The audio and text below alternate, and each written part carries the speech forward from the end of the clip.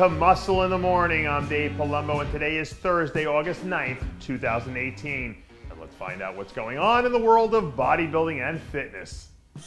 Not to get too intellectually deep to start the week, but there is a philosophical principle called the butterfly effect, which basically says that the things you do here and now have major wide-reaching implications down the road.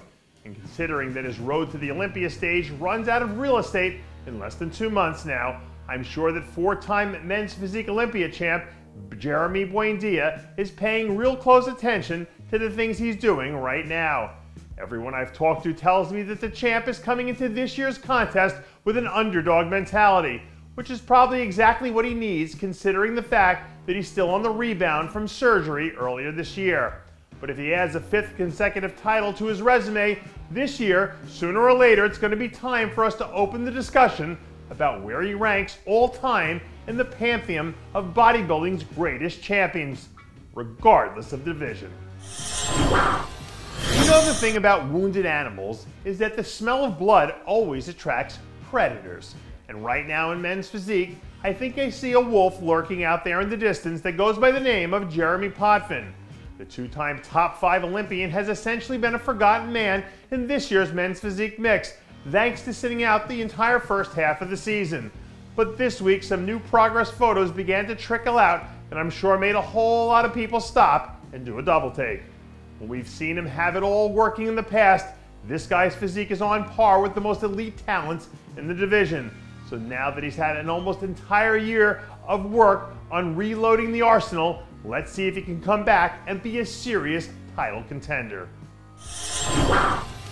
Now that the San Antonio Spurs finally sent Kawhi Leonard packing, there's a huge sports superstar hole left to fill down there in the great state of Texas. And on the offhand chance that Spurs GM R.C. Buford is watching this, let me be the first guy to say, give Steve Kuclo a contract. That man can sell some tickets.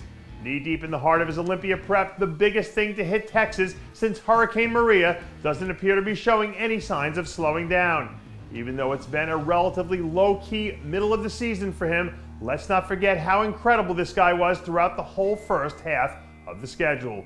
Because that version of Steve Kuclo is a beast in every sense of the word. And if that beast shows up hungry and ready to eat in Las Vegas 8 weeks from now, there are going to be a whole lot of people out there running and ducking for cover.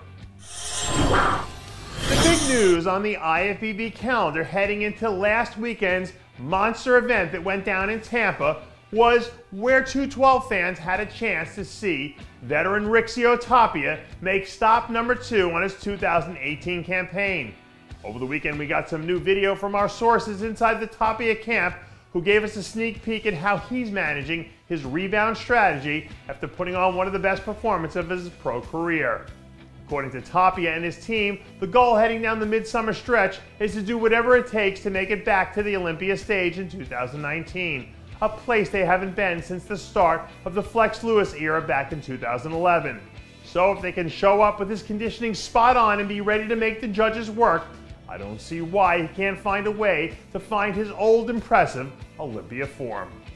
I've been a huge fan of stand-up comedy for a long time now, and I tell you firsthand, there's nothing quite like being in a room when a comic is on stage completely crushing it. But the new updates I saw from William Bonac over the weekend are pretty close.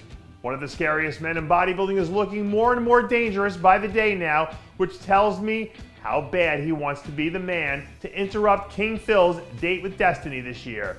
At this point, I think we can all pretty much agree that outside of Ruli Winkler, there hasn't been anyone in men's open who has been as good as this guy over the last 12 months. So if Phil slips up and leaves that door open, even a crack, it could be all a guy like Bonac needs to come blasting through in what would be one of the biggest upsets of all time. And that does it for yet another edition of Muscle in the Morning. I'm Dave Palumbo reminding you to always be true to your passions and make sure to follow us on Facebook, Twitter, and Instagram.